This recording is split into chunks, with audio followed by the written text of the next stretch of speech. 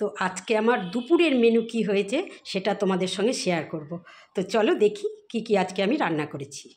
তো দেখো প্রথমেই দেখিয়ে দেব ভাত। তো এই দেখো আমার ভাত হয়ে গেছে, গরম ভাত, গরম গরম, আর রয়েছে আম সেদ্ধ।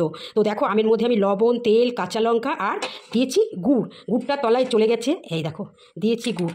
আচ্ছা, এটা আমি পরে মাখবো। আর রয়েছে চাটনি আমের, এই দেখো আমের চাটনি, দেখলে আমের চাটনি।